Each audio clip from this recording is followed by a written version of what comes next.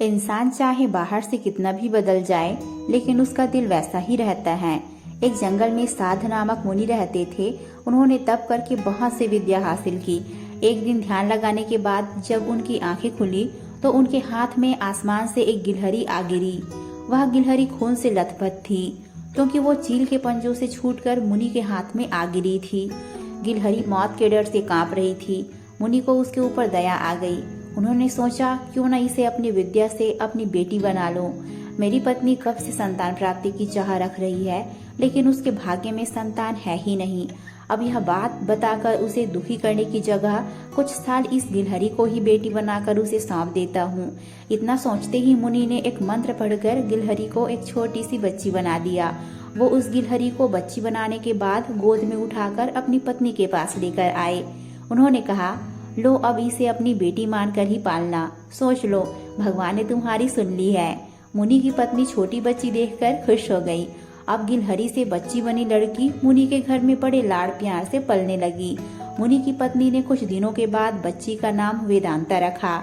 मुनि और मुनि की पत्नी दोनों ने बड़े प्यार से वेदांता को पाला। मुनि को बहुत खुशी थी कि उसकी पत्नी को अपनी ममता लुटाने के लिए एक बेटी मिल गई। कुछ समय के बाद उसकी परवरिश में मुनि भूल ही गए कि वो एक गिलहरी है। वेदांता को मुनि ने अच्छी पढ़ाई लिखाई करवाई। देखते ही देखते वेदांता 16 साल की हो गई। अब मुनि की पत्नी को अपनी सुंदर बेटी की शादी करवाने की चिंता होने लगी। उन्होंने यह बात मुनि से की। अपनी बेटी की तरफ देखते हुए मुनि को भी लगा कि इसका अब विवाह हो जाना चाहिए। मुनि ने अपनी पत्नी से कहा कि तुम चिंता मत करो, मैं इसके लिए योग्य वर ढूंढ लूंगा। मुनि को लगा कि मेरी बेटी बहुत सुंदर है और उसकी शिक्षा दीक्षा भी अच्छी हुई है, इसलिए उन्होंने अपनी सिद्धि से सूर्यदेव को पुकारा। सूर्यदेव ने मुनि को प्रणाम करके बुलाने की वजह पूछी। तब मुनि ने कहा, मेरी बेटी विवाह के योग्य हो गई है, मैं चाहता हूँ कि आप इसके पति बने। सूर्यदेव ने कहा, आप एक बार अपनी पुत्री से पूछ लीजिए, अगर उसे मंजूर है तो मेरी तरफ से भी हाँ है। तब वेदांता बोली, पिताजी यह बहुत गर्म है, मैं इनके पास नहीं जा पाऊंगी और ना ही इन्हें देख पाऊंगी। मुनि ने वेदांता से कहा, कोई बात नहीं, हम दूसरा वर देख लेंगे।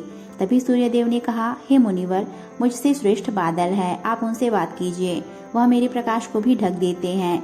मुनि ने अब बादल को याद किया। बादल गरजते हुए मुनि के पास पहुंचे और उन्हें नमस्कार किया।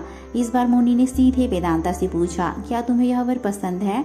वेदांता ने जवाब दिया, पिताजी मेरा रंग गोरा है और इनका काला, हमारी जोड़ी अच्छी नहीं लगेगी।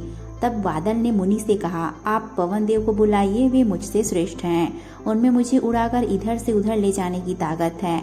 अब मुनि ने पवन देव का स्मरण किया। पवन देव के आते ही मुनि ने अपनी बेटी से पूछा, क्या आपको यह वर पसंद है? वेदांता बोली, पिताजी यह तो एक जगह ठहरते ही नहीं है, इनके साथ मैं घर कैसे बसा पाऊंगी?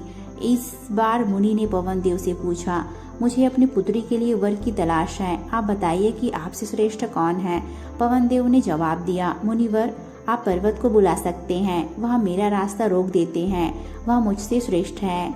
तुरंत मुनि ने पर्वत को पुकारा। पर्वत को देखते ही वेदांता बोली, यह तो पत्थर है, इनका दिल भी पत्थर का ही होगा, इनसे विवाह कैसे हो पाएगा पिताजी? मुनि ने हाथ जोड़कर पर्वत देव से पूछा, आपसे श्रेष्ठ कौन है? पर्वतराज ने जवाब दिया, हे मुनि, चूहा मुझ में छेद कर देता है, इस आधार से वह मुझसे श्रेष्ठ है।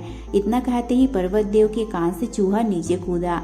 वेदांता ने जैसे ही चूहे को देखा, वह खुशी के मारे उछल पड़ी। उसने कहा, पिताजी यही मेरा वर बनना चाहिए, मुझे यह पसंद है, इनकी पूंछ कान सब कुछ कितना प्यारा है। मुनि ने सोचा, अहो, मैंने एक गिलहरी को मंत्र विद्या से इंसान तो बना दिया, लेकिन इसका दिल अभी भी गिलहरी वाला ही है। मुनि ने तुरंत वेदांता को गिलहरी बनाया और उसका विवाह चूहे से करवा दिया।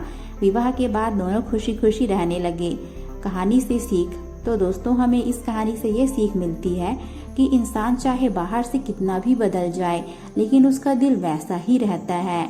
ये स्टोरी आपको कैसे लगी? इस स्टोरी के प्रति आपकी क्या राय है? कमेंट करके ज़रूर बताइएगा।